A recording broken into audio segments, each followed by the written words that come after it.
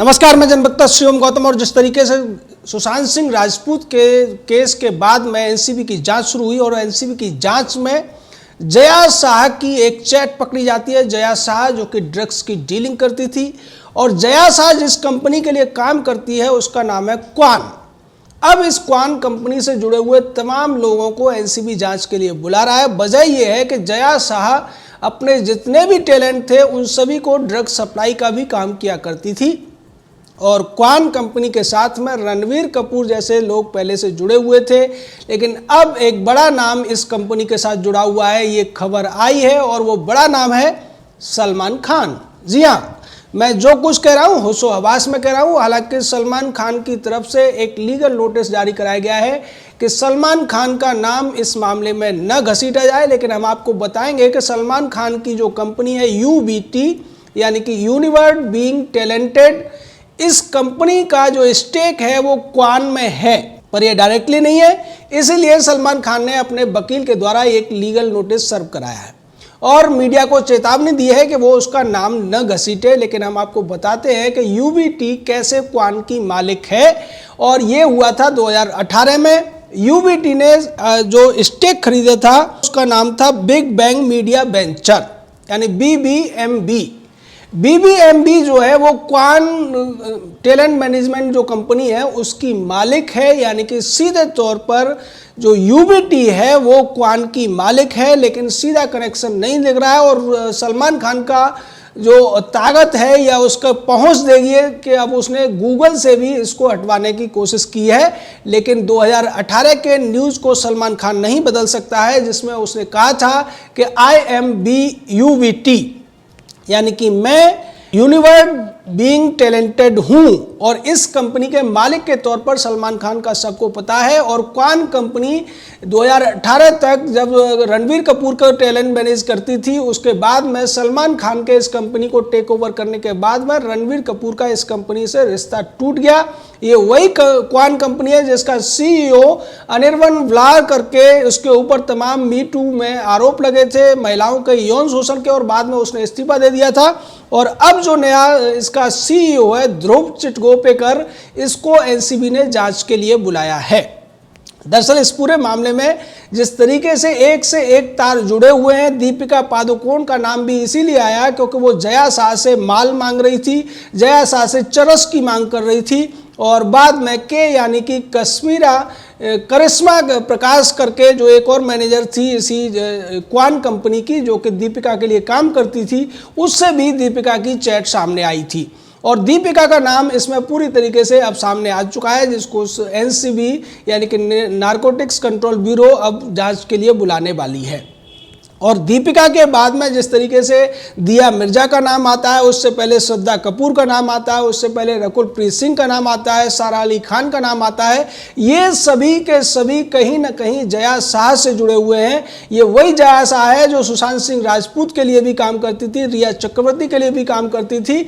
और इस जो क्वान कंपनी है इसकी सबसे ज़्यादा जो बड़े स्टार कहा जाता था वो दीपिका पादुकोण थी। अब आप समझ सकते हैं कि जिन जिन लोगों के लिए क्वान कंपनी काम करती है उन सभी लोगों को जया शाह ड्रग्स भी सप्लाई करती थी। इसी वजह से अब ये पूरा का पूरा घटनाक्रम खुल रहा है और इसमें जिस तरीके से इन्वॉल्वमेंट आया है सामने सलमान खान का, वो बेहद चौंकाने वाला है। हालांकि तमाम सेकुलर गैंग और रवीश राजदीप टाइप के पत्रकार अब इसमें सलमान खान का बचाव करते हुए आपको नजर आएंगे, लेकिन वो क्या करें, इतिहास को तो बदल नहीं सकते हैं। 2018 की उस न्यूज़ को नहीं बदल सकते हैं जब बिग बैंग मीडिया नाम की जो कंपनी थी, बिग बैंग मीडिया वेंचर, उसने अपने स्टेक बेचा था UBT को और UBT ने एक तरीके से इनडायरेक्टली टेक ओवर कर लिया था क्वान के ऊपर, जिसका जो मालिक है मधु मेंटेना, ये सीधे तौर पर जुड़ा हुआ है रामगोपाल वर्मा से।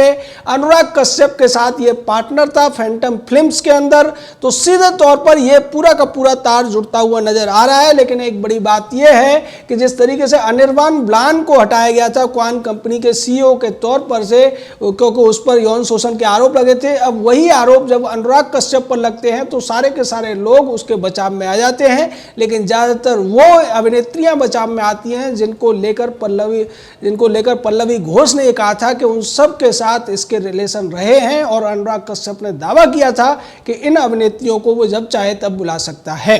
यानी यहाँ पर आप देख सकते हैं कि यहाँ सीधे तौर पर नशा भी है, नशे के साथ साथ यहाँ पर जिस तरीके से यौन शोषण भी है और उसके बाद में हत्या जैसा मामला तो पहले से चल ही रहा है। सुशांत सिंह राजपूत का जो मामला है या दिशा सालियान की जो मौत का मामला है वो सभी आपस में जुड़े हुए हैं। और अब तक बॉलीवुड में ज़्यादातर जो फिल्में बनती थी उनमें 3 चीज़ें मेन होती थी, ड्रग्स, सेक्स और क्राइम। और यहाँ भी इस पूरे के पूरे मामले में ये तीनों चीज़ें आपस में जुड़ी हुई हैं। जिन लोगों को आप बहुत भोले भाले समझते थे, दीपिका पादुकोण जैसे चेहरे, दिया मिर्जा जैसे चेहरे, सलमान खान जैसे चेहरे, ये सभी के सभी किस तरीके से अंदर से काले हैं ये अब सबको पता चल रहा है। ऐसा नहीं है कि क्वान के बारे में सलमान खान को पता नहीं था या सलमान खान ये नहीं जानता था कि क्वान क्या कर रहा है। निश्चित तौर पर अगर कंपनी में आपका स्टेक है और कंपनी मुनाफा कमा रही है तो सीधे तौर पर आप जानते हैं कि कंपनी क्या कर रही है। और जहाँ तक सुशांत सिंह राजपूत से क्वान का संबंध है तो 33 लाख रुपए का एक बड़ा लेन देन हुआ क्वान के साथ में 2019 में। और अभी एक खबर थी कि 10 करोड़ रुपए का और ट्रांजैक्शन हुआ था, उसको लेकर भी जया शाह से पूछताछ चल रही है। जया शाह के सामने दीपिका पादुकोण को भी बिठाया जाएगा, श्रद्धा कपूर को भी बिठाया जाएगा, उसके अलावा सारा अली खान को भी बिठाया जाएगा, तब इनसे आमने सामने पूछताछ होगी। कश्मीरा प्रकाश को भी बुलाया गया है। तो सीधे तौर पर यहाँ ये एक बड़ा नेक्सस खुलता हुआ नजर आ रहा है।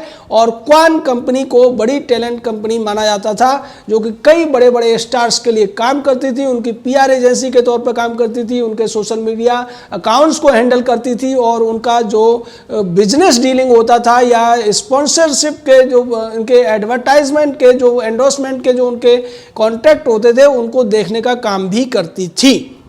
लेकिन यहाँ सबसे ज़्यादा गौर करने वाली ये बात ये है कि जब शुरुआती जांच चल रही थी तो जया शाह ने सीधे तौर पर रिया चक्रवर्ती को बचाने की कोशिश की थी, जिसकी वजह से लोगों का शक इसके ऊपर गया था। क्योंकि रिया चक्रवर्ती को ये क्यों बचा रही थी ये लोगों को समझ में नहीं आ रहा था। और बाद में जब रिया चक्रवर्ती के ऊपर ड्रग्स लेने के आरोप लगे थे तब भी जया शाह की तरफ से ये कहने की कोशिश की गई थी कि रिया चक्रवर्ती ड्रग्स नहीं लेती है। और वही काम श्रुति मोदी के वकील ने भी किया था। इन दोनों लोगों ने इसीलिए ऐसा कहा था क्योंकि इन्हें पता था कि अगर रिया चक्रवर्ती का ड्रग्स कनेक्शन सामने आएगा तो निश्चित तौर पर उसकी जो आंच है वो जया शाह के ऊपर भी जाएगी और वो आंच जाएगी श्रुति मोदी के ऊपर भी। ये सारे वही लोग हैं जिनके ऊपर पहले दिन से शक जताया जा रहा था, जिनके ऊपर जांच चल रही थी। क्योंकि जब पैसे को लेकर सुशांत सिंह राजपूत के पिता ने आरोप लगाए थे तब इन दोनों ने ही बचाव करने की कोशिश की थी। श्रुति मोदी ने और जया शाह ने ये कहने की कोशिश की थी कि सुशांत सिंह राजपूत के पास इतने पैसे नहीं थे। यानी कि ये सारे के सारे लोग मिलकर रिया चक्रवर्ती के साथ में एक बड़ा खेल खेल रहे थे। और रिया चक्रवर्ती मेन आरोपी थी, मेन दोषी थी इस पूरे मामले की। उसके बावजूद मुंबई पुलिस ने उसको बचाया। उससे भी पता चलता है कि ये पूरा का पूरा खेल बड़े स्तर पर हो रहा था। अब इस पूरे मामले में जिस तरीके से सलमान खान वकीलों की शरण में पहुंच चुका है और अपनी सफाई में तमाम बातें कहता हुआ नजर आ रहा है, लेकिन पुराने जो रिकॉर्ड हैं वो सीधे तौर पर बताते हैं कि बिग बैंग मीडिया विजन में उसने जो स्टेक खरीदा था वो सीधे तौर पर कंट्रोल करती थी क्वान को। और क्वान को अगर कहा जाए तो UBT कंट्रोल करती है जो कि सलमान खान की कंपनी है, यूनिवर्ल्ड बीइंग टैलेंटेड।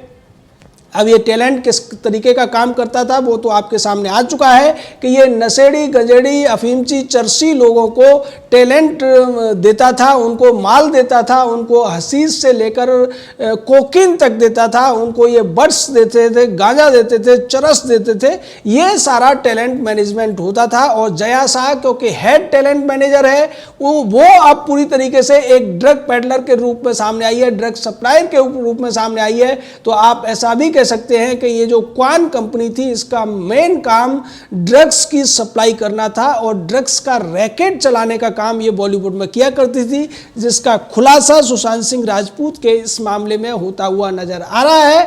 और इसके जो तार जुड़े हुए हैं वो सीधे तौर पर सलमान खान तक पहुंचते हुए नजर आ रहे हैं। हालांकि सलमान खान वकीलों के मार्फत अपना बचाव करने की कोशिश कर रहा है, उसी तरीके से जैसे कि करण जौहर की पार्टी में जो 10-12 बड़े स्टार थे उनमें से 6 लोग वकीलों की शरण में पहुंच गए हैं और वकीलों से ये कोशिश कर रहे हैं कि उनके पक्ष में कुछ ऐसा कहा जाए जिससे वो बच जाएं। लेकिन चूंकि करण जौहर के खिलाफ मनजिंदर सिंह सिरसा की शिकायत हो चुकी है और वो शिकायत दिल्ली से मुंबई ट्रांसफर हो चुकी है, हालांकि करण जौहर अभी मुंबई में नहीं है, लेकिन एनसीबी उस तक भी पहुंचेगी उसी तरीके से जैसे रिया तक पहुंची थी।